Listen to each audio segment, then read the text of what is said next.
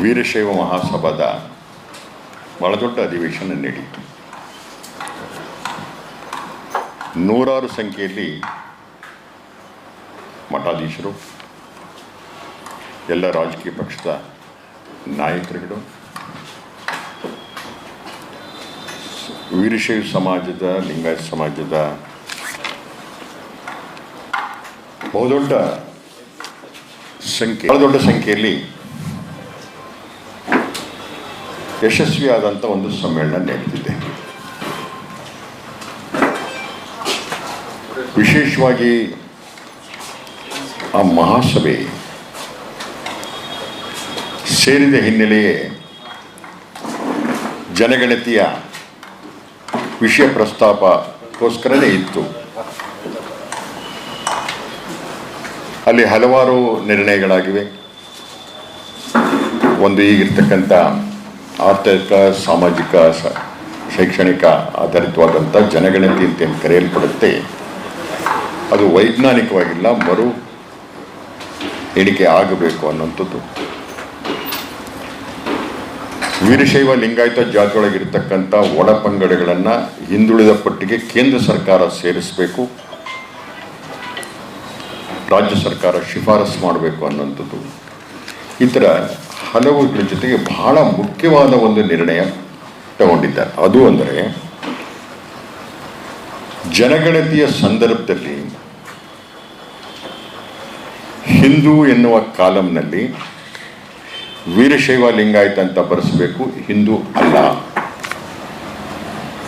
ನನ್ನ ನೇರ ಪ್ರಶ್ನೆ ಇದೆ, ನಮ್ಮ ನಾಯಕರಾಗಿದ್ದಂಥ ಸಮಾಜದ ಮುಖಂಡರಾಗಿರ್ತಕ್ಕಂಥ ಯಡಿಯೂರಪ್ಪನವರು, ಅವರ ಕುಟುಂಬದವರು ಪಾಲ್ಗೊಂಡಿದ್ದಾರೆ, ಅವರ ಮಕ್ಕಳಾದಿಯಾಗಿ. ಆ ನಿರ್ಣಯಕ್ಕೆ ತಮ್ಮ ಬದ್ಧತೆ ಇದೆಯೋ ಇಲ್ಲ ಅದನ್ನು ಸ್ಪಷ್ಟೀಕರಿಸಬೇಕು. ಸಮಾಜ ಕನ್ಫ್ಯೂಷನ್ ಆಗ್ತದೆ, ಒಳಪಡುತ್ತದೆ. ಯಡಿಯೂರಪ್ಪನವ್ರನ್ನ ಸಮಾಜದ ದಿಗ್ಗಜ ನಾಯಕರಲ್ಲಿ ಒಬ್ಬರು ಅಂತ ಪರಿಗಣಿಸಿದೆ. ತಾವು ಸ್ವತಃ ಸನ್ಮಾನ್ಯ ಯಡಿಯೂರಪ್ಪನವರೇ, ತಾವು ತಮ್ಮ ಕುಟುಂಬ, ಬಿಜೆಪಿಯ ರಾಜ್ಯಾಧ್ಯಕ್ಷ ವಿಜಯೇಂದ್ರ ಅವರು, ನಮ್ಮ MP ರಾಘವೇಂದ್ರ ಅವರು, ಇತರ ಎಲ್ಲ ಮುಖಂಡರು ತಾವು ಬದ್ಧತೆಯನ್ನು ಪ್ರಕಟಿಸಬೇಕು. ಮುಂದಿನ ಜನಗಣತಿಯಲ್ಲಿ ತಾವು ಧರ್ಮದ ಕಾಲಂನೊಳಗೆ ವೀರಶೈವ ಲಿಂಗಾಯತ ಅಂಥೇಳಿ ಬರೆಸುತ್ತೀರಾ ಅಥವಾ ಇಲ್ಲವಾ, ಅಥವಾ ಹಿಂದಿನಂತೆ ಮಾಡ್ತೀರಾ, ಅದನ್ನು ಸ್ಪಷ್ಟೀಕರಿಸಬೇಕು, ಬದ್ಧತೆಯನ್ನು ತೋರಿಸ್ಬೇಕು. ತಾವು ಸಮಾಜ ತಮ್ಮನ್ನು ನೋಡ್ತಾ ಇದೆ, ತಾವೇನನ್ನ ಹೆಜ್ಜೆ ಇಡ್ತೀರಿ ಅಂತ. ಇದು ಭಾವನಾತ್ಮಕ ವಿಷಯ. ತಾವು ಅಲ್ಲಿ ಬಂದು ವೀರಶೈವ ಸಮಾಜದ ಮಧ್ಯೆ ವೀರಶೈವರು ಲಿಂಗಾಯತರು ಬೇರೆ ಬೇರೆ ಧರ್ಮ ಅಂತ ಹೇಳೋದು, ಇನ್ನೊಂದು ತಮ್ಮ BJPಯ ಸಮಾವೇಶದಲ್ಲಿ ಬೇರೆ ಪದನೇ ಹೇಳೋದು, ನಾವಿಲ್ಲಿ ಹಿಂದೂಗಳು ನಾವು ಅಂತ ಹೇಳೋದು. ಈ ದ್ವಂದ್ವದ ನಿಲುವುಗಳಿಂದ ನಾಯಕರಾದಂಥವ್ರು ಹೊರಗೆ ಬರಬೇಕು,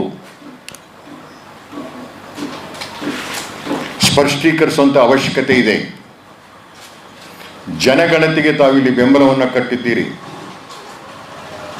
ಆದರೆ ಪಕ್ಷದ ವೇದಿಕೆಯೊಳಗೆ ನೀವು ಜನಗಣತಿಯನ್ನು ಬೆಂಬಲಿಸ್ತಾ ಇಲ್ಲ. ನೀವು ಮೋದಿಯವರು ಹೇಳ್ತಾ ಇದ್ದಾರೆ ಜನಗಣತಿ ಬಗ್ಗೆ ಅವ್ರದ್ದು ಒಲವಿಲ್ಲ. ಇಲ್ಲಿ ಬಂದಾಗ ನೀವು ಜನಗಣತಿಯ ಪರ ಮಾತಾಡೋದಿಲ್ಲ, ಅಲ್ಲಿ ಹೋದಾಗ ಜನಗಣತಿಯ ಪರ ಮಾತಾಡ್ತೀರಿ ಸಮಾಜದ ಮಧ್ಯೆ. ಇಲ್ಲಿ BJP ಸಮಾವೇಶಕ್ಕೆ ಬಂದಾಗ ನೀವು ನಾನು ಹಿಂದೂ ಅಂತ ಹೇಳ್ತೀರಾ, ಅಲ್ಲಿ ಬಂದು ಹಿಂದೂ ಕಾಲಂ ಬೇಡ ವೀರಶೈವ ಲಿಂಗಾಯತ ಬರೆಸಿ ಅಂತ ಹೇಳ್ತೀರಾ. ನೀವು ಕನ್ಫ್ಯೂಷನಲ್ಲಿ ಇದ್ದೀರೋ, ಈ ಸಮಾಜವನ್ನು ಕನ್ಫ್ಯೂಸ್ ಮಾಡೋಕ್ಕೆ ಹೊರಟಿದ್ದೀರೋ, ಸ್ಪಷ್ಟೀಕರಿಸಬೇಕು. ಇಡೀ ಸಮಾಜ ದೊಡ್ಡ ಸಂಖ್ಯೆಯಲ್ಲಿ ಸೇರಿ, ಲಕ್ಷಾಂತರ ಸಂಖ್ಯೆಯಲ್ಲಿ ನೂರಾರು ಸ್ವಾಮೀಜಿಗಳ ನೇತೃತ್ವದಲ್ಲಿ ತೆಗೆದುಕೊಂಡಿರ್ತಕ್ಕಂಥ ಈ ನಿರ್ಣಯಕ್ಕೆ ತಾವು ಪಾಲ್ಗೊಂಡಿದ್ದೀರಿ. ಇದಕ್ಕೆ ಮುಂದೆ ಬದ್ಧರಾಗಿ ನಡ್ಕೊಳ್ತೀರಾ ಸನ್ಮಾನ್ಯ ಯಡಿಯೂರಪ್ಪನವರೇ, ವಿಜಯೇಂದ್ರ ಅವರೇ, ರಾಘವೇಂದ್ರ ಅವರೇ, ಅಥವಾ BJP ಎಲ್ಲ ನಾಯಕರೇ? ಕೇವಲ ಮತಗಳಿಕೆಗೋಸ್ಕರ BJP ವೇದಿಕೆಯಲ್ಲಿ ಒಂದನ್ನು ಪ್ರತಿಪಾದನೆ ಮಾಡೋದು, ಅದೇ ಸಮಾಜದ ಮತವನ್ನು ಗಳಿಕೆ ಮಾಡೋಕ್ಕೆ ಇಲ್ಲೊಂದನ್ನು ಮಾಡುವಂಥದ್ದು ಮಾಡಿದರೆ ನಿಮ್ಮ ದ್ವಂದ್ವ ನಿಲುವುಗಳು ಸಾಮಾನ್ಯ ವ್ಯಕ್ತಿಯ ಮೇಲೆ, ಸಮಾಜದ ಕಟ್ಟಕಡೆಯ ವ್ಯಕ್ತಿಯ ಮೇಲೆ ಬೇರೆದೇ ಪರಿಣಾಮ ಬೀರುತ್ತೆ. ಆ ಕಾರಣಕ್ಕೋಸ್ಕರ ತಾವು ಸ್ಪಷ್ಟೀಕರಿಸಬೇಕು. ಮತ್ತೊಮ್ಮೆ ಅವರೇನು ಹೇಳ್ತಾರೋ ನಂದು ಅದೇ ಭಾವನೆ ಅಂತೇಳಿ ಮುಗುಮ್ಮಾದ ಉತ್ತರವನ್ನು ಕೊಡುವಂಥ ಜಾಣತನವನ್ನು ದಯಮಾಡಿ ತೋರಿಸ್ಬೇಡಿ.